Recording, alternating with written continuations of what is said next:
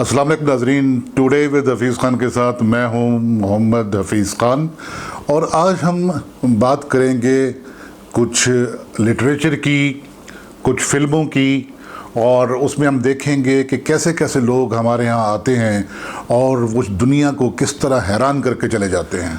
नाज़रीन, आपने बहुत सारे गीत, मशहूर जो गीत थे आज से कुछ 40-45 साल या उससे भी पहले के, आपके ज़हन में ज़रूर होंगे।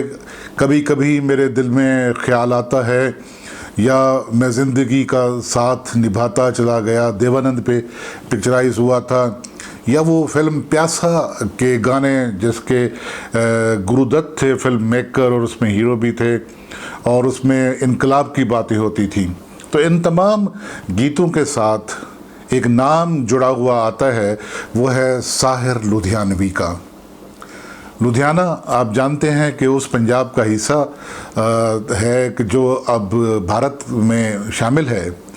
तो वहाँ 8 मार्च 1921 को एक बच्चा पैदा हुआ एक बहुत बड़े ज़मींदार के घर में, और वहाँ उनकी जो सुर्ख हवेली थी वहाँ पर, और उनकी जो वालदा थी वो अपने शौहर की कोई पहली बीवी नहीं थी, उनकी कई बीवियाँ थीं। और जैसा कि एक चलन था वहाँ पर जो मुसलमान घरानों का, तो उनका घराना भी एक बहुत बड़ा बाअसर घराना था। उनकी वालदा का नाम था सरदारा बेगम। और नाज़रीन, आप ये देखिए कि ये 8 मार्च को हम इन दिनों मनाते हैं आलमी यौम निस्वां के तौर पर, जैसे मेरा जिस्म मेरी मर्ज़ी के हवाले से बहुत याद रखा जाता है।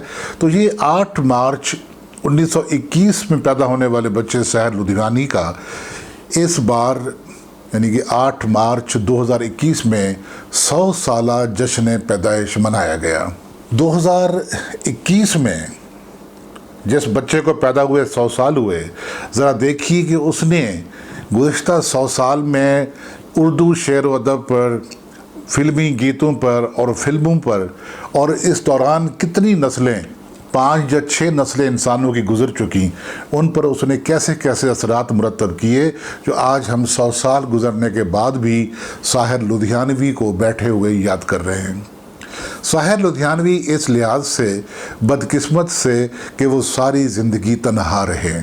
शुरू में जब वो बहुत छोटे थे तो उनकी वालदा का झगड़ा हुआ अपने शौहर से, और वो उनसे अलहदा हो गई। और फिर चूँकि उनका यहाँ जो उनके फादर थे, उनके जो वालिद थे, उनका एक ही बेटा था, बाकी उनकी बेटियां थीं। तो उन्होंने अपनी इस नाराज़ बीवी सरदारा बेगम से अपना बच्चा बज़रिया अदालत लेने की कोशिश की।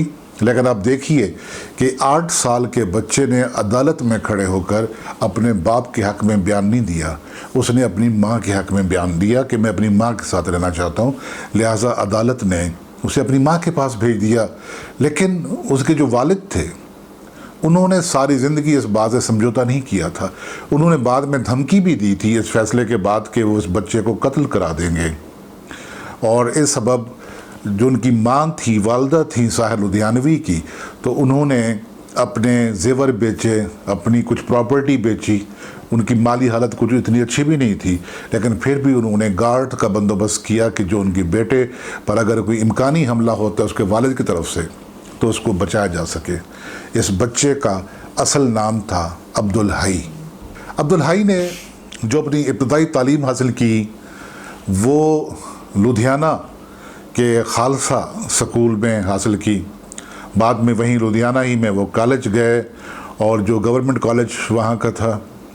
लेकिन इस दौरान उनकी वालदा जो बहुत डरी हुई थी, सहमी हुई थी अपने शौहर के रवैयों से, तो वो उन्हें लेकर कॉलेज की जो तालीम के बाद लेकर लाहौर आ गई। लाहौर उन दिनों भी एक बहुत बड़ा शहर था लुधियाना के मुकाबले में। तो यहाँ आकर उस वक्त जो थे अब्दुल हई, उन्होंने साहिर तखल्लुस करना शुरू कर दिया था। और यहाँ पर उनका जो पहला एक मजमुआ कलाम था तलखियाँ के नाम से, वो सामने आया, और जिसने जहाँ जहाँ उर्दू ज़बान समझी जाती थी उन तमाम इलाकों में पूरे हिंदुस्तान में उसने एक तहलका मचा दिया, एक हंगामा बर्पा कर दिया कि ऐसी शायरी, ऐसी नाराज़ शायरी, ऐसी इनकलाबी शायरी उससे पहले वजूद में नहीं आ रही थी। ज़रा आप वो ज़माना देखिए कि अब्दुल हई साहिर के ज़माने में उनके हमअसर फैज़ थे, कैफ़ी आज़मी थे और हसरत जयपुरी थे। तो ये सब लोग उनके ज़माने में थे। लेकिन इस दौरान भी जब वो लाहौर में उनका क़याम था तो उन्होंने 4 पर्चों की इदारत भी की, उसके एडिटर भी रहे और नौजवानी में। और ये पर्चे कौन कौन से थे? इनमें 3 पर्चे बड़े अहम थे। अदब लतीफ़ था, शाहकार था और सवेरा। आप देखिए कि सवेरा पर्चा कितना मशहूर हुआ बाद में, और अदब लतीफ़ तो अभी तक शाये हो रहा है। लेकिन लाहौर में रहते हुए जब अब्दुल हई साहिर की शोहरत चारों तरफ फैली तो यहाँ पर भी उनकी बेपनाह मुखालफत शुरू हो गई। और मुखालफत करने वाले कोई और नहीं थे, यही हमारी जो शायर बिरादरी है, उनके हमअसर शोरा जब उनका मुकाबला नहीं कर पा रहे थे वो थे। अब ज़हनी तौर पर जो अब्दुल हई साहिर थे ये कम्युनिज़म की तरफ माइल थे और वो पक्के पक्के अपने कम्युनिस्ट ख्याल रखा करते थे। तो उन पर एक पर्चा करा दिया गया और उनके वारंट निकलवा दिए गए हुकूमत पाकिस्तान की तरफ से 1949 में, 1949 में, पाकिस्तान बनने के 2 साल बाद। एक दिन वो अपने दोस्तों को, जिनमें हमीद अख्तर साहब ख़ास तौर पर थे, उनको कुछ बताए बगैर अब्दुल हई साहिर यहाँ से निकले और वापस पहुँचे लुधियाना, लुधियाना से दिल्ली पहुँचे और दिल्ली से फिर बम्बई जा पहुँचे। और फिर वहाँ उन्हें मौका मिला फ़िल्मों के लिए गीत लिखने का। तो वो अब अब्दुल हई साहिर से साहिर लुधियानवी बन चुके थे। और लुधियाना शहर को अगर कोई शोहरत मिली तो वो साहिर लुधियानवी की सबब। और साहिर लुधियानवी के नाम पे जो वो कॉलेज जिसमें वो पढ़ा करते थे, लुधियाने का गवर्नमेंट कॉलेज, वहाँ जो ऑडिटोरियम है वो भी साहिर साहब के नाम पर है। साहिर साहब के बहुत सारे मुआशके हुए और जो उनका पहला इश्क था वो एक बहुत बड़ी शायरा पंजाब की अमृता प्रीतम के साथ था। अमृता प्रीतम उनसे इतना इश्क करती थी कि वो जो सिगरेट पिया करते थे साहिर लुधियानवी, उसके जो बट्स हैं या टोटे उसके, वो बट्स फेंके नहीं जाते थे। उनको अमृता प्रीतम जमा करती थी और कहते हैं कि उनको सूंघती थी और उनमें वो महसूस करती थी साहिर लुधियानवी की खुशबू को। ये मोहब्बत बहुत जल्द तो नहीं, काफ़ी देर के बाद ख़त्म हुई और उनका बड़ा वो मशहूर एक उनकी नज़्म है, चलो एक बार फिर से अजनबी बन जाएं हम दोनों। अब बम्बई आने के बाद उनके जो गीत थे वो पहले फिल्मों में तो वो नहीं चले, लेकिन बाद में उनके गीत इतने मशहूर हुए कि उस वक्त जो उनके मुकाबले में लोग थे, शैलेंद्र थे, शायर थे, जिनके नाम मैंने पहले लिए, हसरत साहब थे, कैफ़ी आज़मी थे, इन सब से वो ऊपर आ गए। और उस वक्त जो एक चलन था कि कहानीकार को जो फिल्मों की कहानी लिखा करते थे और वो जो शायर होते थे उनको कम मुआवजा मिलता था, उनकी शनाख्त नहीं होती थी। हत्ता कि रेडियो पर जब कोई गीत फिल्मी चलता तो उसमें मौसीकार का नाम भी लिया जाता और गुलकार का नाम भी लिया जाता, लेकिन शायर का नाम नहीं होता। तो उन्होंने रेडियो आकाशवाणी के साथ केस लड़ा और फिर वहाँ उन्होंने ये कामयाब हुए इस बात पर कि अब जो फिल्मी गीत बजा करेगा उसमें शायर का नाम भी होगा। फिर उन्होंने ये किया कि उन्होंने अपने फिल्म साज़ों से, जो फिल्म मेकर्स थे और जो फिल्म सिटीज़ के मालिक, उनके साथ उन्होंने एक पूरा झगड़ा रवा रखा। उन्होंने कहा कि अगर आप शायर की अहमियत को नहीं मानेंगे तो मैं आपके लिए गीत नहीं लिखूँगा। अब वो मजबूर थे कि साहिर के गीत हिट होते थे, साहिर के लिखे हुए गीतों को लोग सुनना चाहते थे। तो फिर वो फिल्म मेकर्स साहिर साहब की शर्तों को मानने पर तैयार हुए। वो ख़ुद कहते थे कि ये मेरे गीत की मौसीकी फ़लाँ साहब बनाएंगे, मेरे इस गीत को फ़लाँ साहब या साहिबा जो गुलकारा होंगी वो गाएंगी, और जो मैं मुआवज़ा लूँगा मेरा मुआवज़ा होगा जो लता मंगेशकर मुआवज़ा लेती हैं उससे 1 रुपया ज़्यादा होगा।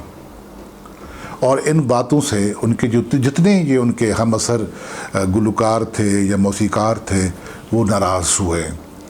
रवि जो थे एक मौसीकार, वो उनके बहुत करीब थे, ख़याम उनके बहुत करीब थे, लेकिन जो बाकी मौसीकार थे वो उनसे दूर होते चले गए।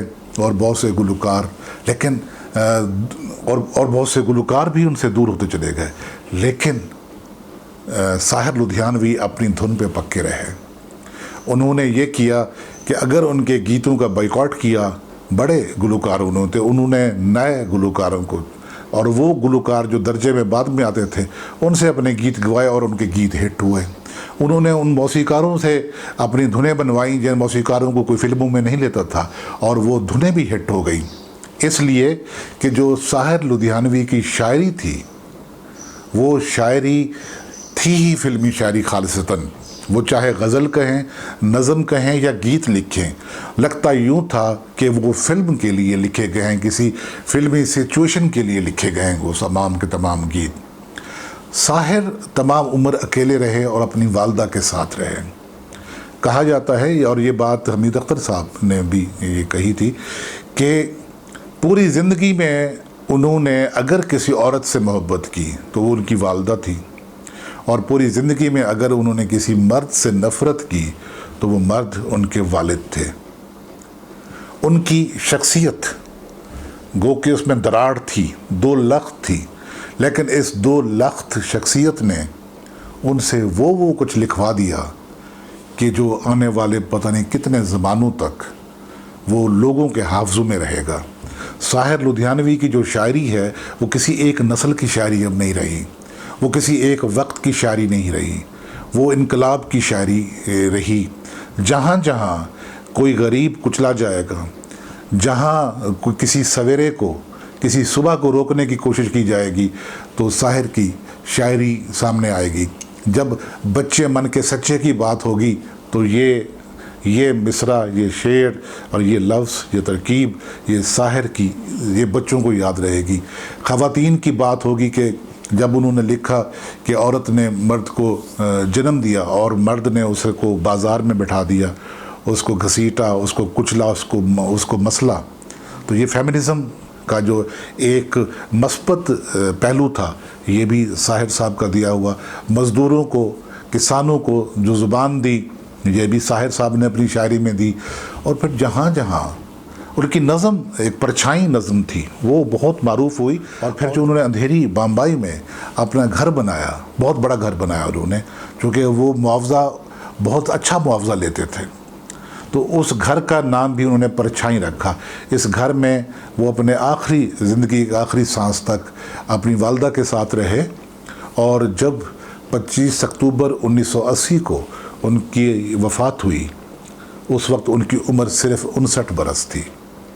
और जब उनकी वफ़ात हुई तो उनके दोस्त जावेद अख्तर साहब, जो बहुत बड़े शायर भी हैं और वो फिल्मी कहानी भी लिखते रहे हैं सलीम खान के साथ मिलकर, और अब वो अलहदा से लिखते हैं, तो उस वक्त जावेद अख्तर, जो उस वक्त 20, 21, 22 साल के होंगे, वो मौजूद थे। उनकी मौजूदगी में उन्हें कार्डियक अरेस्ट हुआ, दिल का दौरा पड़ा और उनकी डेथ हुई। एक तनहा शख्स ने, जिसके पूरी दुनिया में, भरी दुनिया में सिवाय माँ के और कोई नहीं था, और ना उसने किसी को वो दर्जा दिया और ना अपने करीब आने दिया, उस शख्स ने अपनी तन्हाई से, अपनी फितरत नवीसी में कहूँगा कि उन्होंने फितरत को लिखा, तो वो शख्स एक बहुत बड़ा शायर बनकर, साहिर लुधियानवी एक जादूगर शायर बनकर सामने आया। और ना सिर्फ वो पर्दा स्क्रीन पे छाए रहे अपनी ज़िंदगी में, बल्कि अपनी वफ़ात के, आप देखिए कि 41 साल होने वाले हैं और वो अभी तक उसी तरह ताज़ा। जब कोई नौजवान लड़का मिल बैठते हैं तो कभी कभी मेरे दिल में ख्याल आता है, कौन है जो नहीं गुनगुनाता, मैं ज़िंदगी का साथ निभाता चला गया। या आप देखिए, तुम 14वीं का चांद हो या आफताब हो, ये ताजमहल का गाना, उन्हें 2 दफ़ा फिल्म फेयर अवार्ड मिले अपने गीतों पर, उन्हें पद्म श्री अवार्ड वो उन्हें मिला कि 2013 में जब उनकी 92वीं सालगिरह थी, तो उस वक्त उनके नाम का इंडिया में टिकट भी जारी किया गया। तो साहिर लुधियानवी, जहाँ जहाँ उर्दू ज़बान बोली जाती है, जहाँ जहाँ फिल्मी गायकी समझी जाती है, जहाँ जहाँ फिल्मी गीतों को समझा जाता है, तो वो इंसानी जज्बात की बेहतरीन नक्काशी करने वाला शायर उस वक्त तक ज़िंदा रहेगा।